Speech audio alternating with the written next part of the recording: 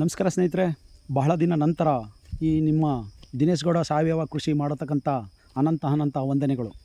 ಈ ದಿನದ ವಿಷಯದ ಬಗ್ಗೆ ನಿಮಗೆ ಸ್ವಲ್ಪ ಮಾಹಿತಿನ ಹಂಚ್ಕೋಬೇಕು ಅಂತೇಳಿ ನಾನು ಈ ವಿಡಿಯೋನ ಮಾಡ್ತಾಯಿದ್ದೀನಿ. ನಿಮಗೆ ಹೇಳಿದೆ, ಕಳೆದ ವರ್ಷ ನಮ್ಮಲ್ಲಿ ಮಳೆ ಅಭಾವದಿಂದ ನನ್ನ ಅಡಿಕೆ ಗಿಡಗಳು ಭಯಾನಕವಾಗಿ, ನನ್ನ ಬೋರು ಪಂಪ್ಸೆಟ್ಟು ಕೈ ಕೊಟ್ಟೋದ್ರಿಂದ ಅಡಿಕೆ ಗಿಡ ತುಂಬ ಒಣಗಿತ್ತು. ಆದರೆ ಅದು ಬದುಕಿದ್ದೇ ಪವಾಡ. ಏನಕ್ಕಪ್ಪ ಅಂತಂದರೆ, ನಾನು ಯಾವುದೇ ಫರ್ಟಿಲೈಸರ್ಸ್ ಯೂಸ್ ಮಾಡಿದೆ, ಅದಕ್ಕೆ ಯಾವುದೇ ಥರ ರಾಸಾಯನಿಕ ಗೊಬ್ಬರನ ಹಾಕ್ತೇವೆ, ಅದನ್ನು ನಾನು ಸಾವಯವ ಕೃಷಿಯಿಂದ ಬಂದಿರೋದ್ರಿಂದ ನನ್ನ ಅಡಿಕೆ ಗಿಡ ಎಷ್ಟೇ ಬರ ಆದರೂ ತಡೆದು ಅದನ್ನು ಅದು ಒಂದು ಯುದ್ಧನೇ ಸರಿ ಅನ್ಬೋದು. ಒಂದು ಯುದ್ಧದಿಂದ ಅದು ಬಚಾವಾಗಿ ಬಂದು ಇವತ್ತು ನನಗೆ ನೋಡಿ ಫಲ ಕೊಟ್ಟಿದೆ.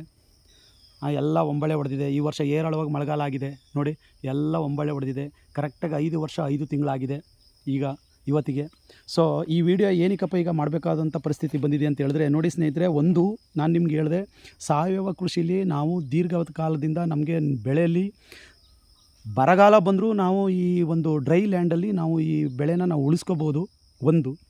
ಎರಡನೇದು, ನಮಗೆ ಇಳುವರಿ ತುಂಬ ಬಹಳ ವೇಗವಾಗಿ ಇಳುವರಿ ಬರತಕ್ಕಂಥದ್ದು.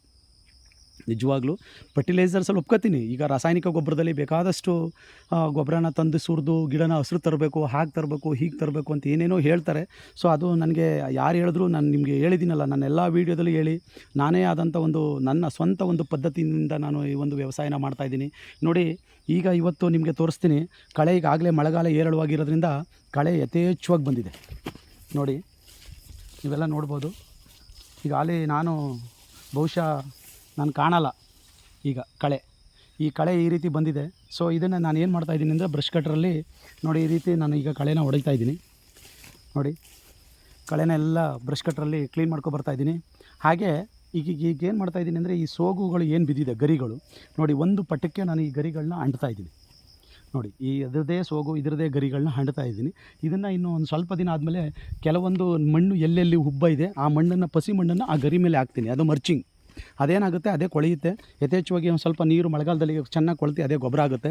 ಸೊ ಆಗ ಇದು ತುಂಬ ದಿನ ನಮಗೆ ಬಹಳ ಬೇಗ ಡೆವಲಪ್ಮೆಂಟ್ ಬಂದು ಭೂಮಿ ಫಲವತ್ತತೆ ಬಂದು ನಮಗೆ ಬೇಗ ಒಂದು ಬೆಳೆ ಕೈ ಸೇರುತ್ತೆ. ಇದರಲ್ಲಿ ಏನು ನಮಗೆ ಜಾಸ್ತಿ ಖರ್ಚಾಗುವಂಥದ್ದೇನಿಲ್ಲ, ಇದರಲ್ಲಿ ನಾವು ಕಳ್ಕೊಳ್ಳೋಂಥದ್ದೇನಿಲ್ಲ. ಸೊ ಅದರಿಂದ ದಯಮಾಡಿ ಎಲ್ಲ ರೈತರಿಗೂ ನಾನು ಹೇಳೋದಿಷ್ಟೇ, ಅಡಿಕೆ ಗಿಡನ ಯಾವುದೇ ಕಾರಣಕ್ಕೂ ಕಳೆ ಬಂದಿದೆ, ಉಳುಮೆ ಮಾಡಬೇಕು, ರೋಟ್ರಿ ಹೊಡಿಬೇಕು, ಮತ್ತೊಂದು ಮಾಡಬೇಕು ಅಂತ ಯಾವುದೇ ಕಾರಣಕ್ಕೂ ಹೋಗಬೇಡಿ. ಅಡಿಕೆ ಗಿಡದಲ್ಲಿ ಕಳೆ ಬಂದಷ್ಟು ಒಳ್ಳೆಯದು. ಅದನ್ನು ಜಸ್ಟು ಒಂದು ಬ್ರಷ್ ಕಟ್ರಿಂದ ತಾವು ದಯಮಾಡಿ ಅದನ್ನು ಕಳೆ ಹೊಡ್ಕೊಳ್ಳಿ. ಹಾಗೆ ಅದಕ್ಕೆ ಯಥೇಚ್ಛವಾಗಿ ನೀರು ಕೊಡೋಕ್ಕಾಗಲ್ಲ, ಅದನ್ನು ತಿಳ್ಕೊಳ್ಳಿ. ನೀರು ಕೊಡೋಕ್ಕಾಗಲ್ಲ. ನೀರು ಕೊಟ್ಟರೆ ಅದು ಕಂಪ್ಲೀಟಾಗಿ ಏನಾಗುತ್ತೆ ಅಂತ ಅಂದರೆ, ಫುಲ್ ಎಲ್ಲ ಕೆಂಚುಗರಿ ಬಂದುಬಿಡುತ್ತೆ, ಶೀತ ಬಂದುಬಿಡುತ್ತೆ. ಅಡಿಕೆಗೆ ಲಿಮಿಟ್ ನೀರು ಇರಬೇಕು. ಅತಿ ಶೀತನೂ ಆಗಲ್ಲ, ಅತಿ ಬರನೂ ಆಗಲ್ಲ. ಒಂದು ಲಿಮಿಟೇಷನಿಂದ ಅದನ್ನು ಕಾಪಾಡ್ಕೊಂಬರ್ಬೇಕು. ಅದಕ್ಕೆ ನಾವು ಅತಿ ಹೆಚ್ಚಾಗಿ ಕೆಂಚು ಬಂದುಬಿಟ್ಟಿದೆ, ಅಡಿಕೆ ಗಿಡ ಗೊಬ್ಬರ ಸಾಲದು ಅಂತ ಕೆಲವರು ಹೇಳ್ತಾರೆ. ದಯಮಾಡಿ ಆ ಥರದ್ದು ಏನು ಬರಲ್ಲ. ಅದು ಏನಕ್ಕೆ ಕೆಂಚು ಬರುತ್ತೆ ಅಂತಂದರೆ, ಅದು ಎಲ್ಲಿ ಸೂರ್ಯನ ಕಿರಣ ವೇಗವಾಗಿ ಆ ಗಿಡದ ಮೇಲೆ ಬೀಳುತ್ತೋ ಆ ಗಿಡ ಹಳದಿ ಕಲರ್ಗೆ ಬಂದಿರುತ್ತೆ. ಸೂರ್ಯನ ತಾಪ ಯಥೇಚ್ಛವಾಗಿ ಬೀಳುವಂಥ ಗಿಡ ಹಳದಿ ಕಲರ್ಗೆ ಬಂದಿರುತ್ತೆ. ತಾವು ದಯಮಾಡಿ ಯಾವುದೇ ಕಾರಣಕ್ಕೂ ಅದು ಶೀತದಿಂದ ಆಗಿದೆ ಅಥವಾ ಗೊಬ್ಬರ ಕಮ್ಮಿಯಿಂದ ಆಗಿದೆ, ಅದರಿಂದ ಅದು ಆ ಥರ ಬಂದಿದೆ ಅಂತ ದಯವಿಟ್ಟು ತಪ್ಪು ತಿಳ್ಕೊಬೇಡಿ. ಎಲ್ಲಿ ನೀವು ನೋಡಿ, ಅಡಿಕೆ ಗಿಡಕ್ಕೆ ಬಹುಶಃ ನೆರಳಬೇಕು. ನಾವು ಡ್ರೈ ಲ್ಯಾಂಡಲ್ಲಿ ಮಾಡಿರೋದ್ರಿಂದ ಅದು ಯಥೇಚ್ಛವಾಗಿ ಸೂರ್ಯನ ಕಿರಣ ನೇರವಾಗಿ ಅಡಿಕೆ ಗಿಡದ ಮೇಲೆ ಬೀಳುತ್ತೆ. ಸೊ ಅದರಿಂದ ಅದು ಏನಾಗುತ್ತೆ, ಎಲೆ ಹಳದಿ ಕಲರ್ಗೆ ತಿರುಗುತ್ತೆ, ಅದ್ರ ಗರಿ. ಸೊ ಅದಕ್ಕೆ ನಮ್ಗೆ ಏನು ಅನ್ನಿಸ್ತದೆ, ಅಡಿಕೆ ಗಿಡಕ್ಕೆ ಗೊಬ್ಬರ ಕಮ್ಮಿ ಆಗಿದೆ ಅಂತೇಳಿ ಯಥೇಚ್ಛವಾಗಿ ರೈತರುಗಳು ಏನು ಮಾಡ್ತಾರೆ, ಫರ್ಟಿಲೈಸರ್ ಅಂತಂದು ಏರಳವಾಗಿ ಹಾಕ್ಬಿಡ್ತಾರೆ. ಒಂದೇ ಒಂದು ವರ್ಷ ಬರಗಾಲ ಹೊಡಿತು ಅಂತಂದರೆ ನಿಜವಾಗ್ಲೂ ಅದು ಯಾವುದಕ್ಕೂ ಬೇಡ, ಆ ಮಟ್ಟಕ್ಕಾಗುತ್ತೆ ನೋಡಿ. ಈಗ ನನ್ನ ಗಿಡ, ನಾನು ಯಾವುದೇ ಥರದ್ದು ಅಡಿಕೆ ಗಿಡಕ್ಕೆ ಗೊಬ್ಬರ ಹಾಕಿಲ್ಲ, ಯಾವುದೇ ಥರದ ಫರ್ಟಿಲೈಸರ್ಸ್ ಯೂಸ್ ಮಾಡಿಲ್ಲ. ನಾನು ಹೇಳಿದ್ನಲ್ಲ ನಿಮಗೆ, 3 ಅಡಿ ಆಳಕ್ಕೆ 3 ಅಡಿ ಅಗಲಕ್ಕೆ ಟ್ರಂಚ್ ಹೊಡೆಸಿ ಅದರೊಳಗೆ ಬೇಕಾದಷ್ಟು ತೆಂಗಿನ ಗರಿ, ಅಡಿಕೆ ಗರಿನ ಮತ್ತು ರೇಷ್ಮೆದು ಕಸ ಇರುತ್ತೆ ನೋಡಿ, ಅದನ್ನು ತುಂಬಿ ಅನಂತರ ನಾನು ಇದನ್ನು ನಾಟಿ ಮಾಡಿರೋವಂಥದ್ದು. ಇವತ್ತಿನವರೆಗೂ ಒಂದೇ ಒಂದು ಕಾಳು ಯಾವುದೇ ಥರದ ಫರ್ಟಿಲೈಸರ್ಸ್ ಗೊಬ್ಬರ ನಾನು ಭೂಮಿಗೆ ಹಾಕಿಲ್ಲ, ಹಾಕೋದೂ ಇಲ್ಲ. ಸೊ ಅದರಿಂದ ನಮಗೆ ಯಥೇಚ್ಛವಾಗಿ ಇಳುವರಿ ಬರುತ್ತೆ. ಸ್ವಲ್ಪ ಕಳೆನ ಜಾಸ್ತಿ ಬೆಳೆಸಿ. ಕಳೆ ಬೆಳೆಸಿದಷ್ಟು ನಿಮಗೆ ನಿಜವಾಗ್ಲೂ ತುಂಬ ಒಳ್ಳೆಯದು. ಅಡಿಕೆ ಗಿಡದಲ್ಲಿ ಕಳೆ ಇದ್ದಷ್ಟು ಒಳ್ಳೆಯದು. ಅದನ್ನು ಮರ್ಚಿಂಗ್ ಮಾಡಿ. ಮರ್ಚಿಂಗ್ ಅಂದರೆ ಬ್ರಷ್ ಕಟ್ರಲ್ಲಿ ಮಾಡಿದ್ರೆ ಅದೇ ಒಂದು ಮೈ ಗೊಬ್ಬರ ಆಗುತ್ತೆ ಅದಕ್ಕೆ. ಸೊ ಅದರಿಂದ ತಾವು ದಯಮಾಡಿ ಈ ಒಂದು ಸಿಸ್ಟಮಲ್ಲಿ ನೀವು ವ್ಯವಸಾಯ ಮಾಡ್ತು ಅಂತಂದರೆ ನಿಮಗೆ ಒಳ್ಳೆಯ ಇಳುವರಿ ತಗೋಬೋದು. ನೋಡಿ, ಈಗ ಈ ಗಿಡ ನೋಡಿ, ಇಲ್ಲಿ ಬನ್ನಿ ತೋರಿಸ್ತೀನಿ ನಿಮಗೆ. ನೋಡಿ, ಇದೆಲ್ಲ ಗಿಡ ಈಗ 4 ವರ್ಷಕ್ಕೆ ನೋಡಿ ಯಾವ ರೀತಿ ಅರಳು ಕಟ್ಟಿದೆ ನೋಡಿ. 4 ವರ್ಷದ ಗಿಡ ನೋಡಿ ಯಾವ ರೀತಿ ಗೊನೆ ಬಿಟ್ಟಿದೆ. ಎಷ್ಟು ಬಿಟ್ಟಿದೆ? 1 2 3 ತಾರು ಬಿಟ್ಟಿದೆ. 4 ವರ್ಷದ ಗಿಡ. ಅರ್ಥ ಆಯಿತಾ? ಉದುರಿಲ್ಲ ಹಳ್ಳು ನೋಡಿ, ಹಳ್ಳು ಉದುರಿಲ್ಲ. ಯಾವ ರೀತಿ ಇದೆ ನೋಡಿ. ಯಾವುದೇ ಥರದ್ದು ಗೊಬ್ಬರ ಹಾಕಿಲ್ಲ ನಾನು.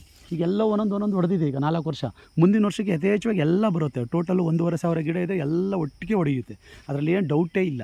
ನಮಗೇನಪ್ಪ ಅಂತಂದ್ರೆ ಒಂದು ಟೈಮ್ ನಮಗೆ ಒಂದು ಸ್ವಲ್ಪ ಖರ್ಚು ಬರುತ್ತೆ ಸಾವಯವ ವ್ಯವಸಾಯದಲ್ಲಿ. ಆ ಖರ್ಚನ್ನು ತಡ್ಕೊಂಡು ನಾವು ಮಾಡ್ತು ಅಂದರೆ ನಾವು ದೀರ್ಘಕಾಲವಾಗಿ ನಾವು ಒಳ್ಳೆ ಇಳುವರಿ ತಗೋಬೋದು ಅಂತ ಹೇಳ್ತಾ, ಈ ವಿಡಿಯೋ ನಿಮ್ಗೆಲ್ರಿಗೂ ಇಷ್ಟ ಆಗಿದೆ. ಇದೇ ರೀತಿ ನೀವು ಎಲ್ಲ ಇದನ್ನು ಫಾಲೋ ಮಾಡ್ತೀರಾ, ಇದೇ ಥರ ವ್ಯವಸಾಯ ಮಾಡ್ತೀರಾ ಅಂತ ಹೇಳ್ತಾ ಈ ಒಂದು ವಿಡಿಯೋನ ಮಾಹಿತಿನ ನಿಮಗೆ ಹಂಚ್ಕೋಬೇಕು ಅಂತೇಳಿ ನಾನು ಈ ಒಂದು ವಿಡಿಯೋ ಮಾಡಿದೆ. ಜೈ ಹಿಂದ್, ಜೈ ಕರ್ನಾಟಕ.